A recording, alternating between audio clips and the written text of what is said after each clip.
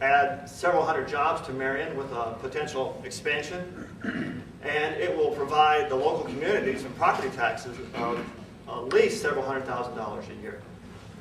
You know, the road back to prosperity is tough, and it's going to be long, but we're in this together, and with shared sacrifice, we're going to have a shared victory.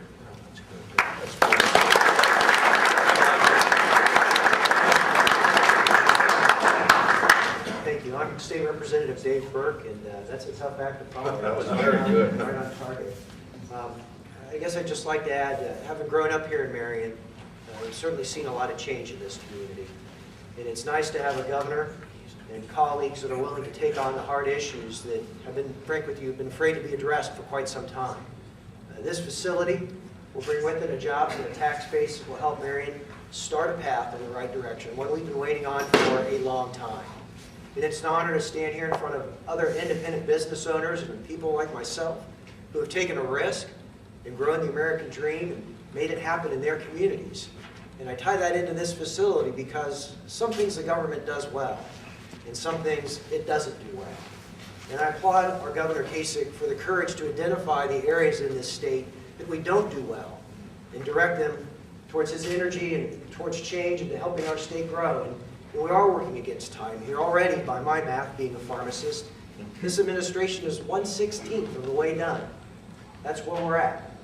We need the help of independent business owners. We need the help of entrepreneurs. We need help growing our state. That's all this we've done? That's 116? I thought it was 3 years already.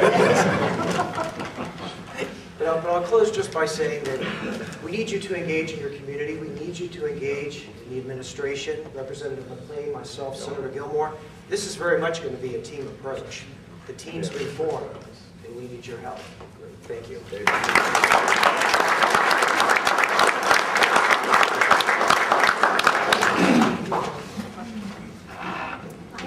With the Chamber of Commerce, and you probably have all heard of the infamous Chamber of Commerce days in communities when the sun is shining and the weather is balmy. Well, we're thankful for the weather, but this is a Chamber of Commerce day because it's a really good day to be in Marion, Ohio today. Just 2 years ago, there was a very large group of interested parties who met in the Chamber of Commerce conference rooms. There was elected officials and business leaders, union representatives, and employees from this prison. We were there to meet with the state decision makers at the time to encourage them to reconsider the closure of this facility in which we stand. Being the most modern of Ohio's prisons, we couldn't understand why the decision was being made to close this facility. Emotions ran high and people's professional lives were uprooted. Our city's income tax was impacted and the community was left with yet another vacant, unused property. From that day, up until just a couple weeks ago, there are 2 individuals here with us today who kept this facility on their radar screen. They continue to brainstorm and explore possibilities for reuse. They even took me on a road trip to Athens County, where a once vacated correctional institution was being reused, revibrated by a consortium of community action groups. These 2 individuals never stopped asking the question, how might we return this facility to a center for employment and a tax-based situation? Our community owes a very special thank you to 2 individuals, Senator Karen Gilmore and John Matthews. Where's John? John Matthews and Karen Gilmore. John and Karen both were responsible for keeping this desire to rebirth and reinvigorate this. Thank you very much. Thank you, John. Thank you, Karen. Certainly we also owe thanks to Director Mohr, who has made what many would consider a very common sense decision. And of course we owe our Governor Kasich a huge thank you for being creative and establishing a vision and for having the very broad shoulders it takes to be a leader, a true leader in this very troubled times. I've not forgotten the frustrations of the employees that met with us 2 years ago in the Chamber conference room, and I've not forgotten their sadness when their place of employment was closing. I'm keenly aware of the impact that decision to privatize this facility has and will have on NCCI and our residents. But in today's fiscal climate, it is impossible not to share the pain. My hope is our community can come together and focus on the positives of this announcement and work together as best we can for the greater good of all Marion County. Thank you, Governor.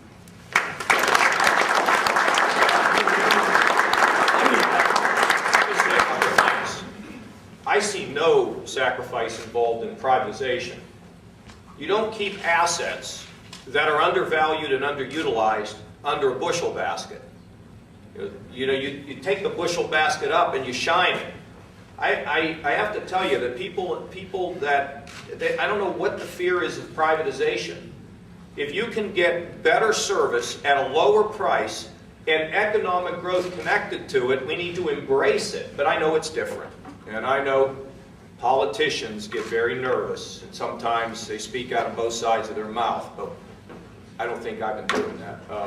But we should not look at this as a sacrifice. We look at this as the sun coming up here, that finally this place will be reopened. And, relying on the government to keep its word all the time, it really works out great, doesn't it? So if we get this thing, it's going to happen. This is going to be sold. It's going to be reopened. People are going to have jobs. A doctor, you're going to have revenue. The city's going to be better off. It's good. And but let me also say to the people here, and I know how difficult it was to go through the flooding, and we've got some low-interest loans that we were able to push and all that. But here's what I don't want us to think, that the answer to the challenges that we have in Marion or in any part of Ohio can be solved by government. I mean, government is helpful. This is frankly moving away from government and going into a private operation. But I really welcome the community leaders who are here today to put together a 2 or 3, 4 specific things that you think could be very helpful in terms of spurring some economic activity up here. Now, let me give you an example. You have a fine operation here at the Ohio State University branch of Marion. Now, I'm not sure exactly what they do, but I know this. I know that if we have knowledge workers up here, and I know Gordon Gee. Gordon is really committed to our economic program. We need to think about how we use Marion to help businesses. Maybe there's some special program that can be developed, and maybe we can connect better with businesses. We have to think both inside the box and outside the box about our assets. Now look, you're located right here on 23. I mean, it's not like you got to take 50,000 different small-time little roads to get to Marion. It's just right here. So we need to start thinking about what is it that we can do, and we will help you in any way we can. So I would encourage the leaders here to give us 3 or 4 things that you think could be helpful. Nick, you know how it all works. Just give us some ideas. You know, we have a whole different approach and a whole different attitude with our cabinet. We are open for business. We are not in the business of hassling people. I mean, if people break the rules, then we have to deal with that.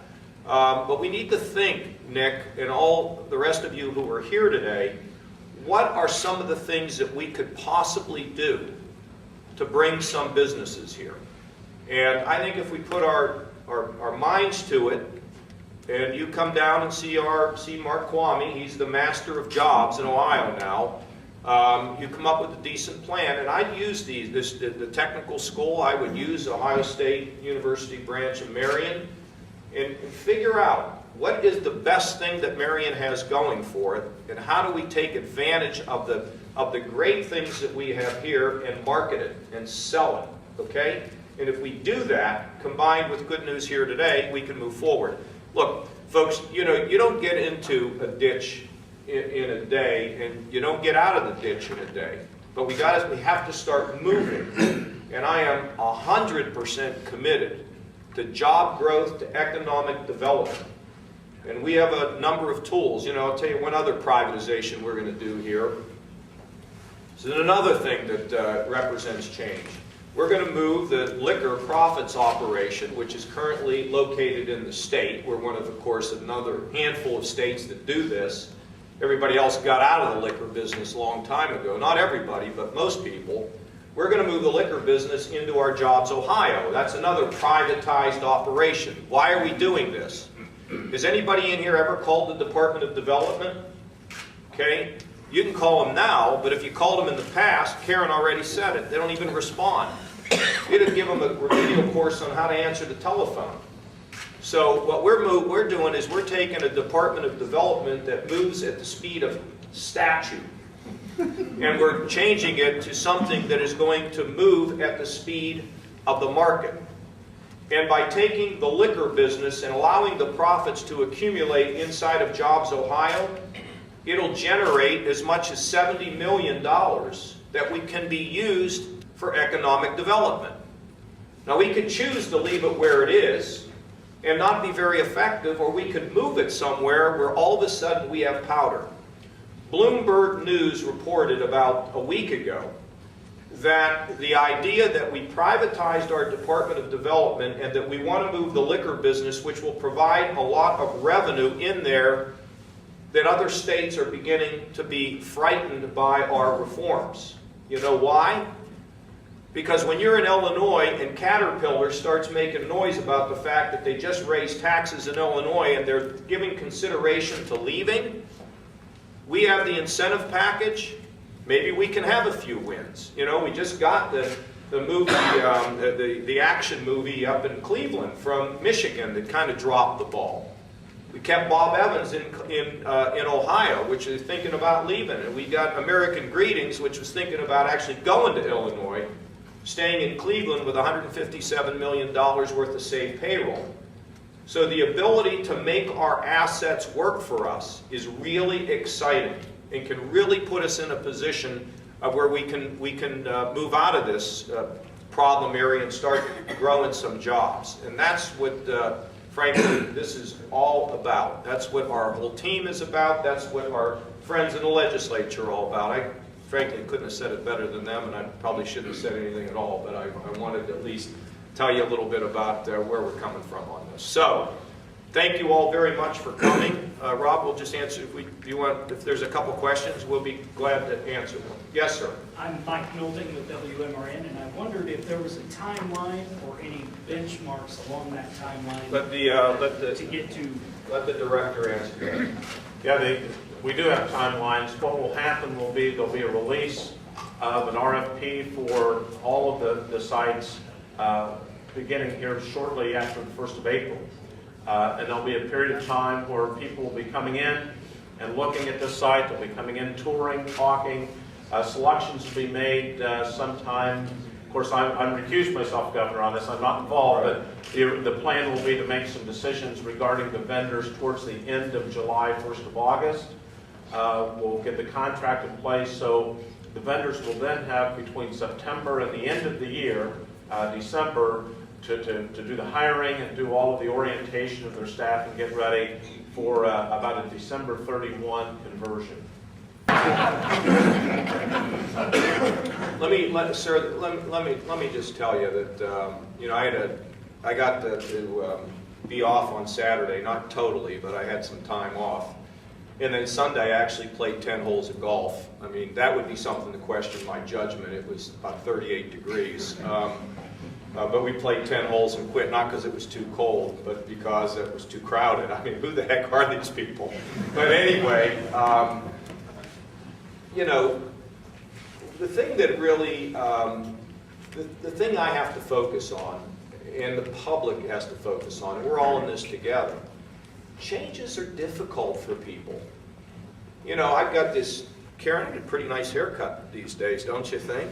I mean, when my wife told me I needed to change barbers, I didn't know how to cope with it.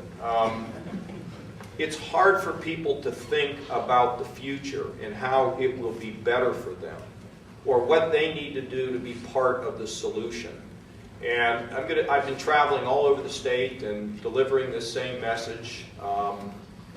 And I have said to all of our folks inside the administration and my friends in the legislature, you just have to do the right thing.